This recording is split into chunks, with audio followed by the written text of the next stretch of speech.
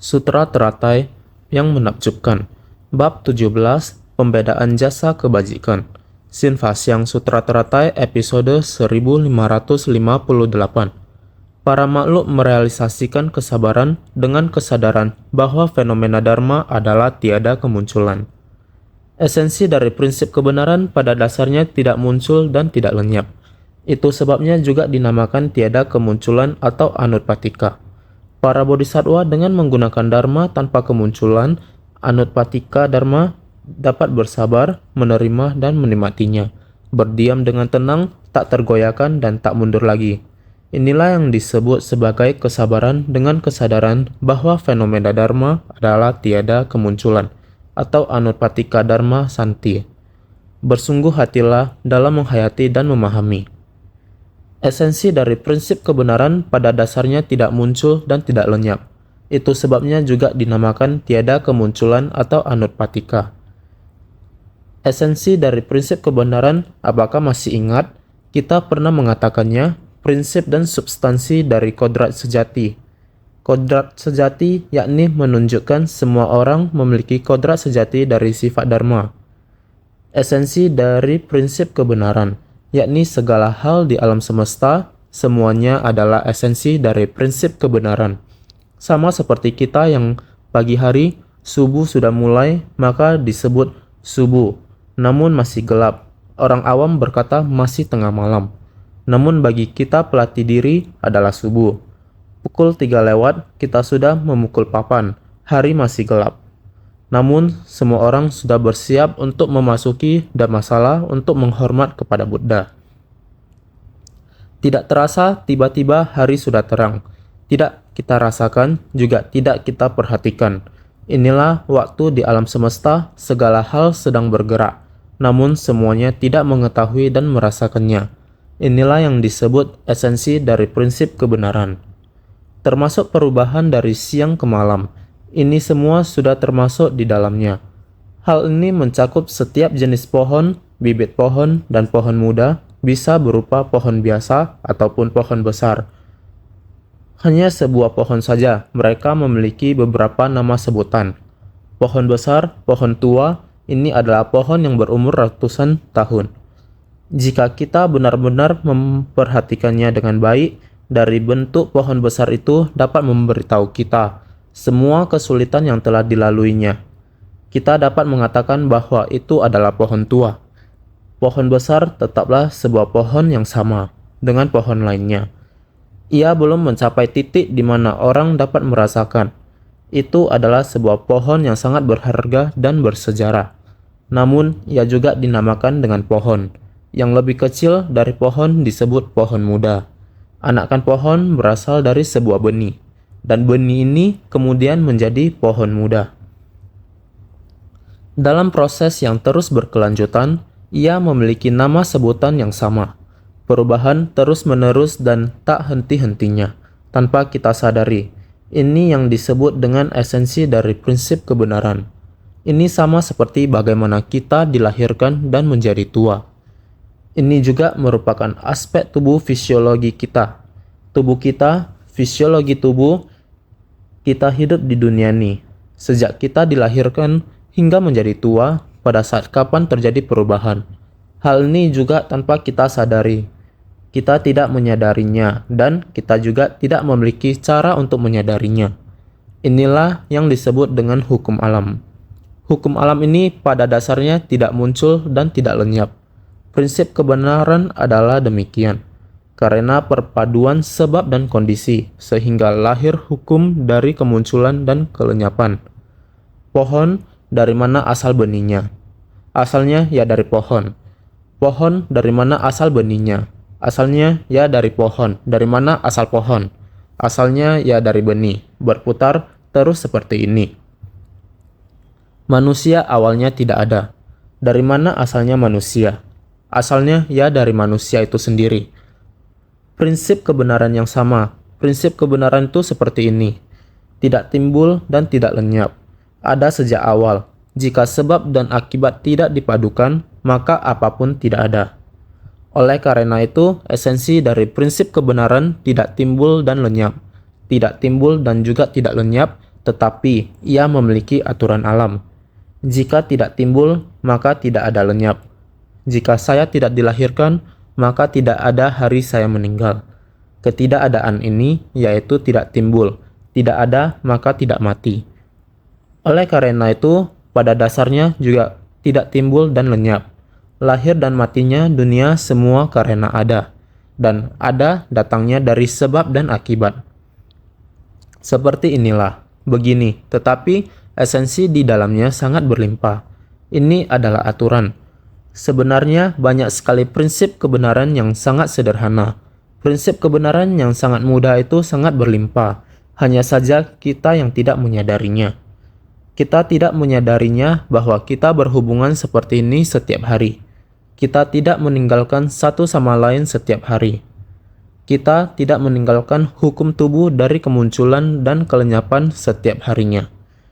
Kita tidak meninggalkannya, alam dan pergerakan alam semesta yang besar. Kita tidak dapat dipisahkan dari semua ini. Namun, kita tidak menyadarinya. Dunia terus berputar, bebas dan tanpa hambatan, sepanjang orbitnya yang telah ditetapkan.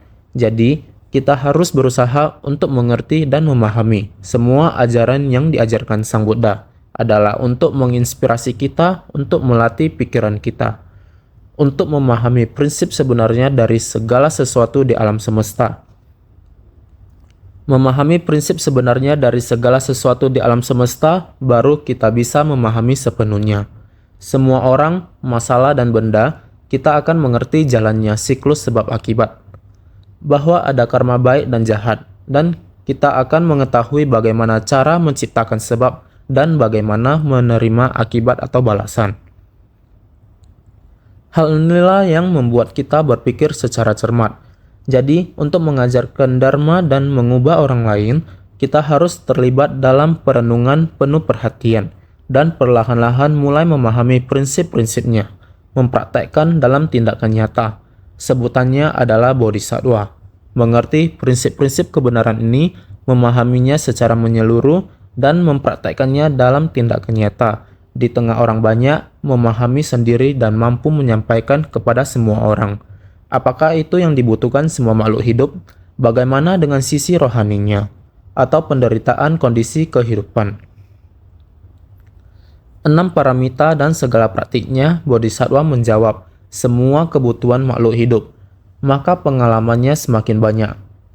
Oleh karena itu, para bodhisattva dengan menggunakan dharma tanpa kemunculan atau anutpatika dharma, mereka bersumbangsi tanpa pamrih, bersumbangsi dengan kekosongan dari 3 aspek dalam berdana. Tricakar kaya sunya, dalam berdana, pemberi, penerima, dan dana adalah hampa secara alami. Ini merupakan keterampilan yang dipelajari oleh bodhisattva, sehingga mereka bodhisattva dapat bersabar, menerima, dan menikmatinya. Inilah cara mereka bersumbangsi di tengah orang banyak, bersumbangsi tanpa pamrih. Ketika para bodhisattva memiliki kerisauan saat berada di tengah orang banyak,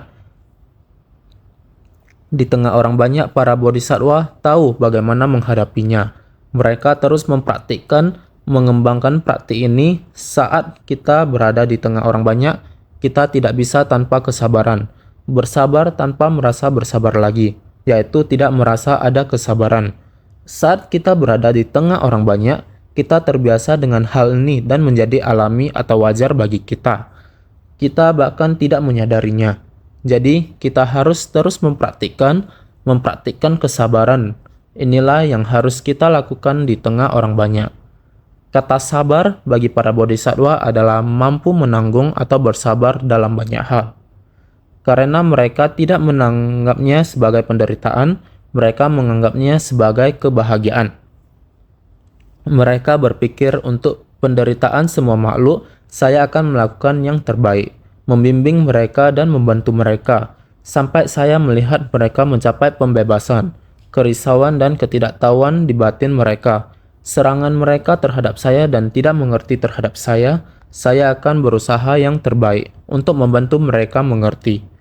Setelah agresinya lenyap atau menghilang, mereka akan membuka lembaran baru dan kita akan hidup dengan harmonis. Inilah adalah kebahagiaan. Untuk itu, ketika kita bersabar, kita tidak merasa kita bersabar terhadap apapun. Sama halnya, hal yang sulit juga dilalui seperti ini. Hasilnya adalah kebahagiaan. Semasa hidup Sang Buddha, pada suatu hari saat berada di Vihara Jetavana, Sang Buddha menceritakan kisah ini kepada para biksu. Di kehidupan lampau, penguasa sakra yang dikenal sebagai Sakra Dewa Enam Indra, mereka pergi menemui Sang Buddha untuk meminta dharma dan meminta Sang Buddha untuk mengajarkan sila. Kemudian dia bertekad kepada Sang Buddha, "Setelah saya mempelajari sila, saya akan menjunjung tinggi sila sepenuhnya. Walaupun jika seorang mencoba mengganggu saya akan memaafkannya sepenuhnya. Saya tidak akan membalas." Ini adalah sumpah yang dia buat karena Indra bersumpah. Asura mulai berpikir, "Karena kamu telah membuat sumpah ini, aku akan datang dan melihat apakah kamu mampu menepatinya." Asura mengambil pedang dan pergi ke sana. Melihat jalan yang dilalui Indra, Asura menghalangi jalannya. Dengan jahat berjalan menuju Indra. Dewa Indra mengeluarkan satu perintah. "Berhenti, berhenti, jangan kemari lagi, jangan bergerak." Adalah demikian. Oleh karena itu, Asura ini di tempat itu tidak tahu bagaimana bisa berhenti di sana. Tegak berdiri, ingin bergerak, tapi tidak bisa bergerak. Tegak berdiri di sana, maka berkata terhadap Dewa Indra, "Bukankah kamu mengatakan kamu sudah menjalankan sila? Kamu mengatakan tidak akan membalas terhadap orang yang mengganggumu. Sekarang mengapa kamu membuat saya tegak berdiri di sini?" Dewa Indra lalu mengatakan, "Benar, saya membangkitkan ikrar seperti ini kepada Buddha. Saya ingin menjalankan sila. Bahkan jika ada orang yang datang untuk mengganggu saya akan memaafkan dia. Saya tidak akan membalas dendam terhadapnya. Namun, saat ini kamu datang mencelakakan saya. Kamu mau mencelakakan saya. Saya mau melindungi diri saya sendiri. Oleh karena itu, saya memberhentikan kamu." Asura lalu mengatakan, "Lepaskan saya, biarkan saya bebas." Dia lalu mengatakan, Dewa Langit berkata, "Kamu berikrar dulu. Kamu harus berikrar. Kelak kamu tidak akan mencelakakan saya. Seandainya kamu berikrar demikian, saya akan membebaskan kamu." Asura karena tidak sanggup bergerak, hanya harus mengatakan, "Baiklah, baiklah, saya bertekad." Asura kemudian mulai berikrar. Kemana buah akibat dari bangkitnya nafsu keserakahan menuju, buah akibat dari munculnya kebencian menuju, buah akibat dari berdusta menuju, atau buah akibat dari memfitnah makhluk luhur dan makhluk suci menuju, apabila aku ada mengganggumu lagi, maka akan menuju ke tempat-tempat tujuan yang sama dari semua buah akibat tadi. Maksudnya adalah, sejak saat ini saya akan memulai. Saya tidak ingin terbawa nafsu keserakahan lagi. Batin manusia selalu saja memiliki nafsu keinginan, sehingga memiliki kebencian.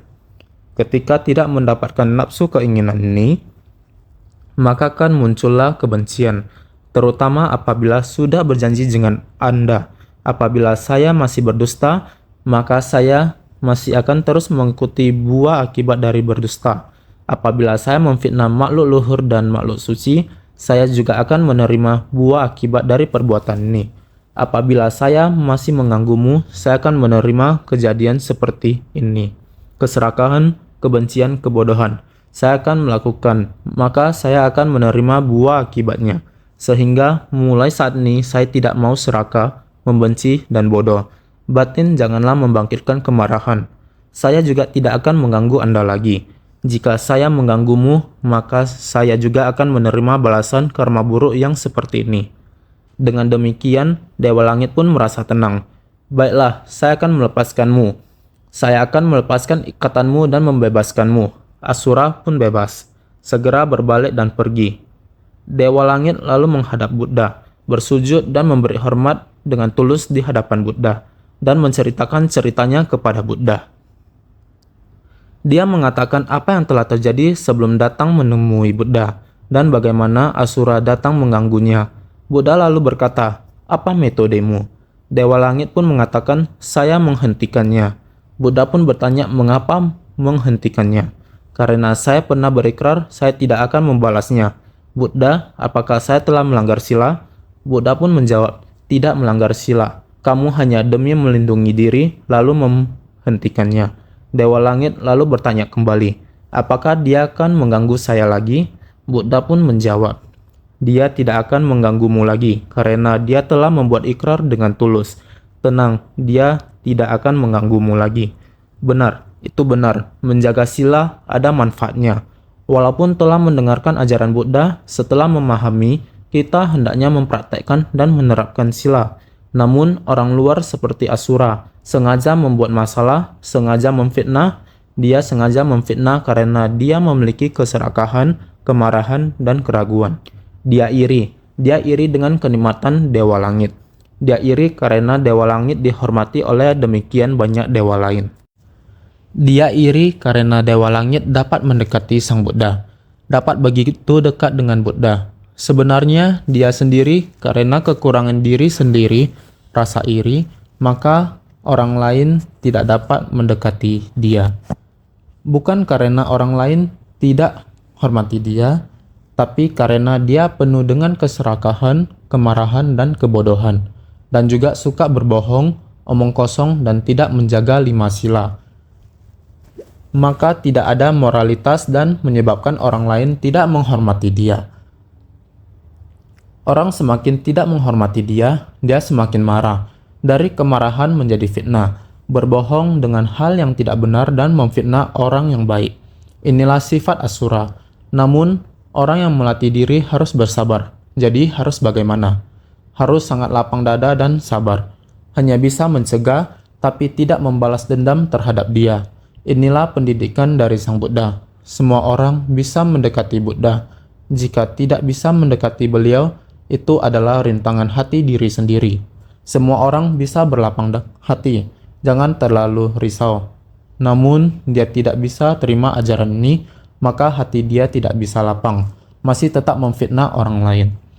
Ini adalah sumber dari penderitaan duniawi. Sang Buddha mengajari dan membimbing semua makhluk untuk menyucikan hati manusia. Disinilah kesulitan itu. Sang Buddha sudah membabarkan Dharma selama 49 tahun.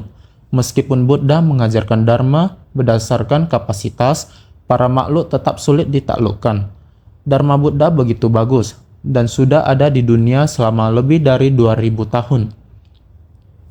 Namun dunia ini masih penuh dengan kekeruhan yang parah. Betapa tidak berdayanya. Bahkan pada era Buddha di dunia, para dewa juga mengalami hal yang sama. Yang bisa dikatakan hanyalah berhenti, jangan mendekat lagi. Hanya inilah yang bisa dilakukannya. Apalagi yang bisa dilakukannya. Hal yang bisa dilakukannya hanyalah bersabar. Jadi, kita harus dapat bersabar, menerima, dan menikmatinya. Kita bisa menghibur diri dengan cara ini saja. Ketika kita mengatasi rintangan, kita akan damai. Ketika kita damai, kita bisa kemudian mencari jalan untuk menginspirasi dan mengubah mereka. Ini sungguh sulit. Akan tetapi, kita mesti bertahan. Ketika kesabaran menjadi kebiasaan, ini akan menjadi kegembiraan. Sehingga disebut sebagai kesabaran yang gembira. Menerima dan menikmatinya. Berdiam dengan tenang, tak tergoyahkan, dan tak mundur lagi. Kita mesti saling menjaga kedamaian. Dalam hubungan antar sesama, jangan saling membalas. Pertama-tama, kita harus berdiam dalam kedamaian dan tidak tergoyahkan. Meskipun orang lain ingin melukai kita, kita hanya perlu berdiam dalam kedamaian. Inilah kehidupan manusia. Dalam kehidupan manusia ada jodoh, tiada jodoh, dan bagaimana sebab dan kondisinya berubah. Di kehidupan lampau, kita mempunyai karma dan takdir pertemuan yang sama dengannya. Jika kita tidak bisa mengubahnya, kita harus berusaha yang terbaik. Ini adalah hubungan antar manusia. Segala sesuatu di langit dan bumi adalah hati manusia dan diciptakan hanya oleh hati. Jika kita tidak punya pilihan selain melakukannya, dapat bersabar, menerima, dan menikmatinya. Berdiam dengan tenang, tak tergoyahkan, dan tak mundur lagi. Kita tetap harus bergerak maju dalam pelatihan diri kita sendiri. Dan kita tidak boleh membiarkan lingkungan sekitar kita mempengaruhi kita. Kita hanya perlu melakukan hal yang benar agar kita tidak mundur. Inilah yang disebut sebagai kesabaran dengan kesadaran bahwa fenomena Dharma adalah tiada kemunculan. Anutpatika Dharma Santi. Inilah yang dibutuhkan semua makhluk hidup untuk menjalankan ajaran Buddha. Dan apa yang perlu kita latih adalah semua yang perlu kita praktekkan, yakni kita perlu mempraktekannya dalam tindakan nyata. Saya harap semua orang benar-benar memahaminya dengan cermat. Selanjutnya, naskah sutra sebelumnya berbunyi demikian. Pada ketika itu, sewaktu para hadirin mendengar Buddha menjelaskan kalau jumlah kalpa dari usianya adalah sedemikian panjang, para makhluk sebanyak asamkya tak terhingga dan tak terbatas pun memperoleh manfaat yang besar. Sutra Teratai bab 17, Pembedaan Jasa Kebajikan. Naskah sutra sebelumnya sudah menjelaskan ini. Sekarang pada pembukaan bab pembedaan jasa kebajikan, setelah semuanya selesai mendengarkan Sang Buddha membabarkan bab panjang usia Tathagata, para hadirin dalam persamuan tersebut sudah paham bahwa jumlah kalpa dari panjang usianya yang dijelaskan oleh Buddha adalah sedemikian panjang.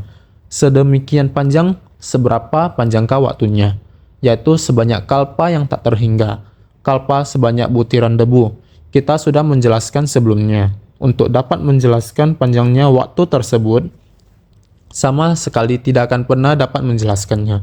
Prinsip dan substansi dari kodrat sejati serta jiwa kebijaksanaan sangat-sangat panjang.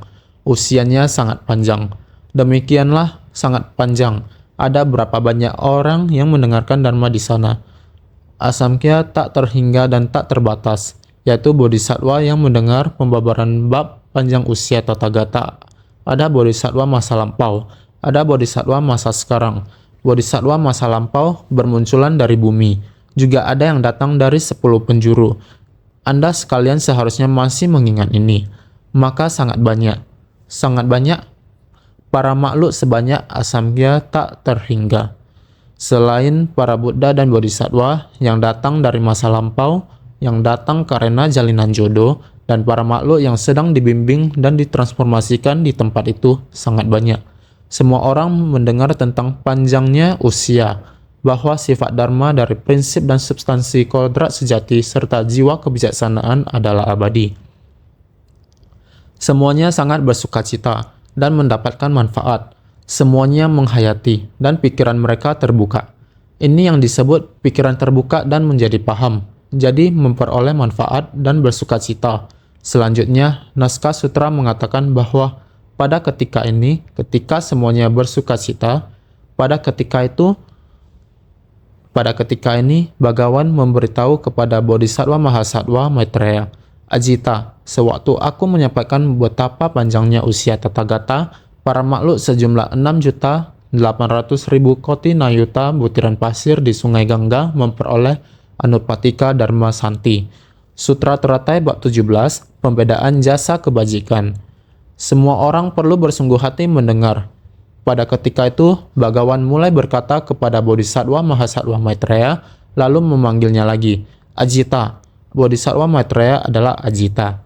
Pada ketika ini, Bhagawan memberitahu kepada Bodhisattva Mahasattva Maitreya, Ajita. Ketika Buddha melihat para hadirin, setiap orangnya memperoleh manfaat. Ia memberitahukan kalau Maitreya hendaknya tahu. Ajita, inilah nama dari Maitreya. Semua orang seharusnya masih ingat Bodhisattva Maitreya yang memimpin para hadirin untuk bertanya tentang panjangnya usia Buddha. Maka sekarang Buddha memanggil lagi nama Ajita, yaitu nama untuk Bodhisattva Maitreya. Ini ketika berada di persamuan. Buddha berkata demikian, sewaktu aku menyampaikan betapa panjangnya usia Tathagata, ketika saya menyampaikan tentang panjangnya usia Tathagata, pada ketika itu telah ada para makhluk sejumlah 6.800.000 koti nayuta butiran pasir di Sungai Gangga telah memperoleh Anutpatika Dharma Santi. Ini berarti waktu yang sangat-sangat panjang. Buddha terus-menerus mengajarkan Dharma, membimbing dan menyadarkan makhluk dari kehidupan ke kehidupan untuk waktu yang sangat lama. Sedemikian banyak makhluk yang telah dibimbing dan disadarkan. Seberapa banyak jumlahnya? Sejumlah 6.800.000 koti nayuta butiran pasir di Sungai Gangga. Sedemikian banyak makhluk telah memperoleh Anutpatika Dharma Santi. dapat dilihat bahwa Buddha selama banyak kehidupan, jumlah para makhluk yang dibimbing dan disucikan batin olehnya sejumlah 6.800.000 koti nayuta butiran pasir di Sungai Gangga. Sedemikian banyak makhluk yang telah memperoleh anupatika dharma santi, santi atau kesabaran, bersabar menahan derita dengan sukacita, serta turut giat bersemangat. Artinya masih ada yang perlu ditahankan, masih ada rintangan, bukan tidak ada yang perlu ditahankan lagi. Mempertahankannya di dalam anupatika dharma santi. Kita dapat menahan dengan bersabar terhadap segalanya. Menahan dengan sabar berarti ada hal yang perlu ditahan dengan sabar. Di dunia seperti ini, di sekelompok orang-orang saat berinteraksi dengan setiap orang, masih banyak masalah yang perlu bersabar. Hanya saja bagi yang melatih diri harus bisa bersabar. Sejauh tidak menghalangi jiwa kebijaksanaan kita, maka ini disebut esensi dari prinsip kebenaran, prinsip dan substansi dari kodrat sejati dharma. Jika kita mendalaminya, kita pasti bisa bersabar. Karena para makhluk yang jumlahnya tak terhingga, aku bertekad menyelamatkan mereka semua. Beberapa makhluk hidup ini, di saat proses di mana kita masih harus bersabar, kita tetap harus bersabar dan terus bertahan. Maka kita harus mendengar dharma dengan sepenuh hati. Orang yang membabarkan dharma ingin semua orang bisa memahami dharma secara menyeluruh. Tetapi orang yang mendengar dharma juga harus mendalami dengan sepenuh hati.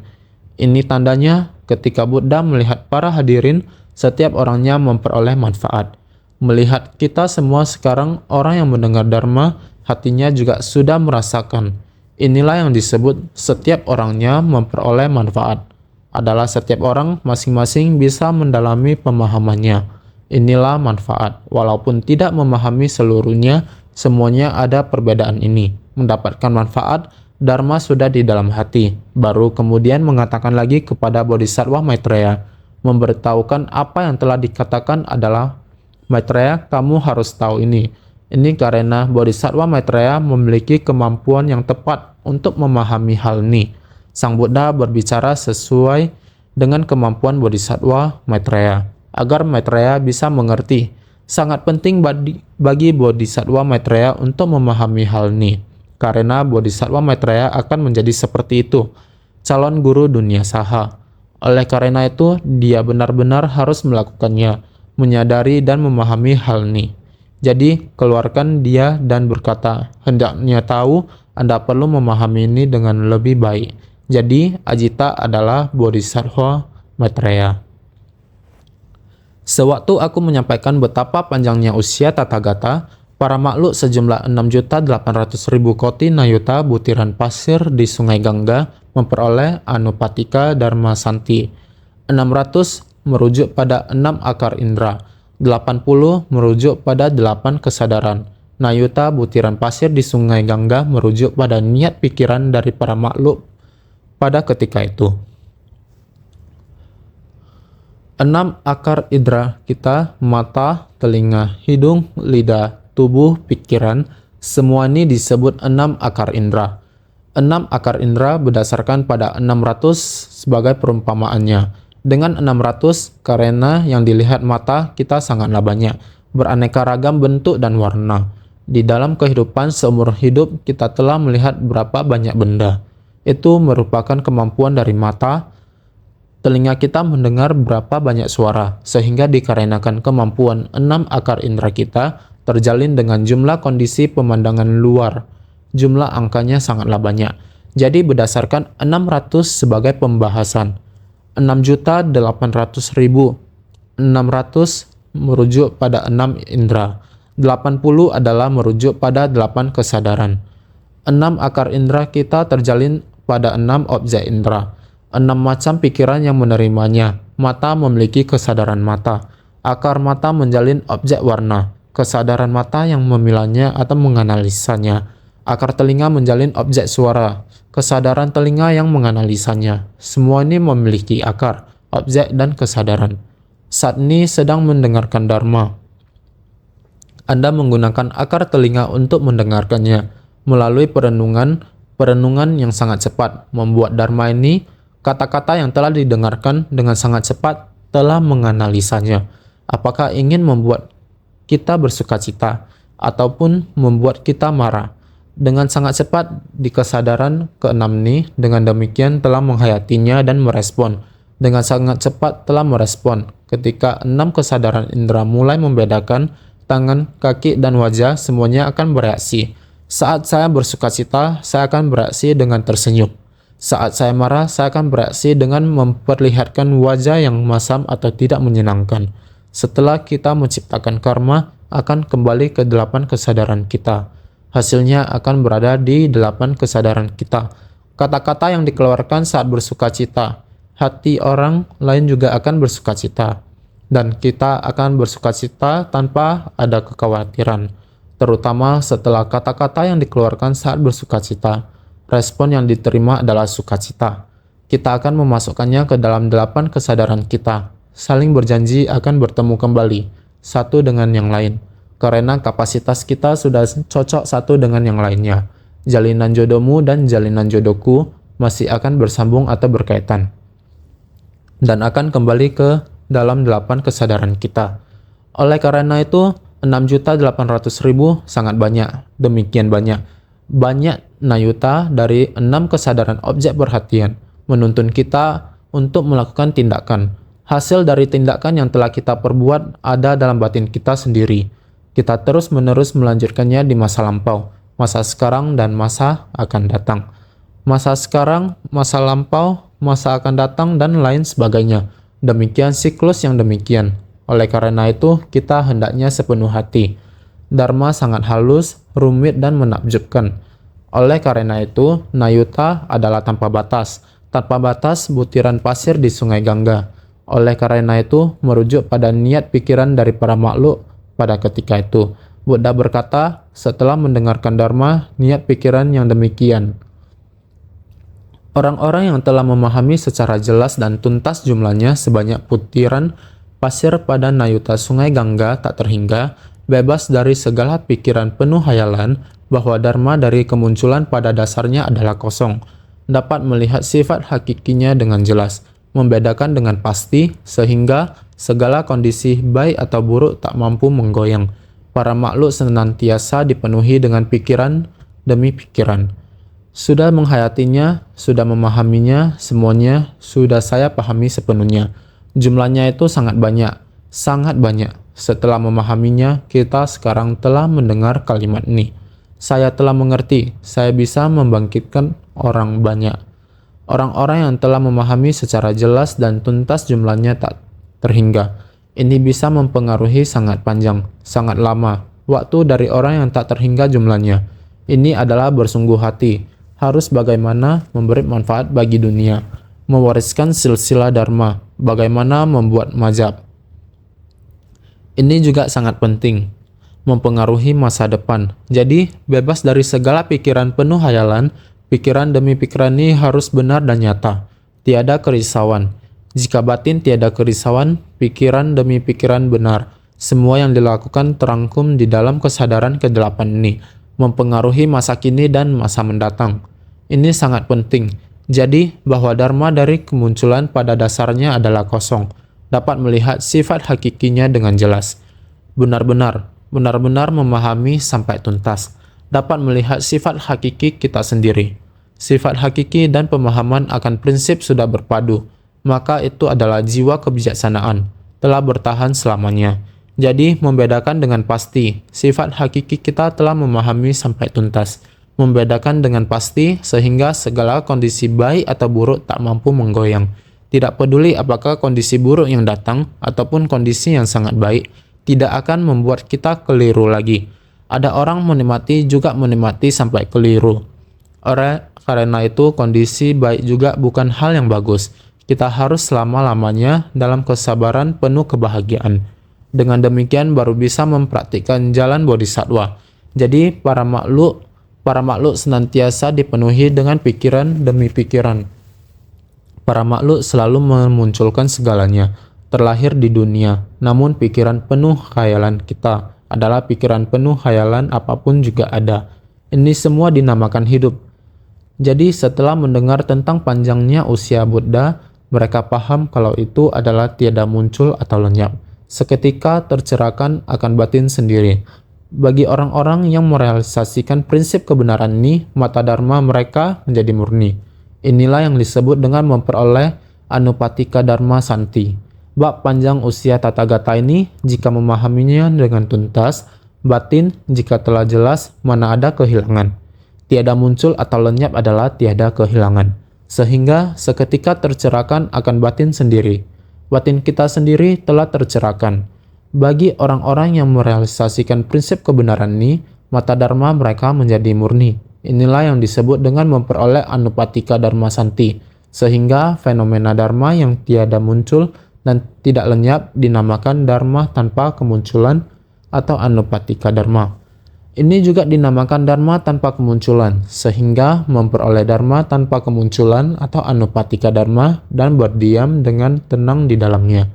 Kita sendiri memperoleh yaitu harus memahami dharma tanpa kemunculan ini, kerisauan sebenarnya tidak perlu ada. Mana ada kerisauan yang tumbuh pada kita, sehingga berpikiran terbuka, tiada kerisauan dengan sendirinya kita dapat berdiam dengan tenang di dalamnya. Dinamakan telah memperoleh kesabaran tanpa kemunculan anupatika santi. Mereka yang telah merealisasikan tingkatan ini berarti telah memasuki bumi pertama dan bumi kedua dari tingkatan bodhisattva. Demikianlah 10 tingkatan bodhisattva dicapai. Fenomena dharma yang tidak muncul dan tidak lenyap dinamakan dharma tanpa kemunculan anupatika dharma. Memperoleh dharma tanpa kemunculan anupatika dharma dan berdiam dengan tenang di dalamnya dinamakan telah memperoleh kesabaran tanpa kemunculan anupatika santi. Mereka yang telah merealisasikan tingkatan ini berarti telah memasuki bumi pertama dan bumi kedua dari tingkatan bodhisattva. Ini menjelaskan kalau berdasarkan tingkatan bodhisattva yang diperoleh akan memperoleh manfaatnya. Ini menjelaskan kalau yaitu berdasarkan tingkatan bodhisattva yang diperoleh akan memperoleh manfaatnya. Sebenarnya tidak memperoleh, yaitu batin kita leluasa, memahami dengan jelas prinsip dan substansi dari kodrat sejati. Dengan sendirinya sifat kebijaksanaan akan sangat panjang. Prinsip kebenaran segala sesuatu di alam semesta antara langit dan bumi masihkah ada yang dikatakan, sehingga berharap niat pikiran semua orang harus memahami 6 akar objek indera, 6 kesadaran, segala perbuatan bila dirangkum disebut 6.800.000 koti nayuta butiran pasir di sungai Gangga, sehingga semua orang harus bersungguh hati.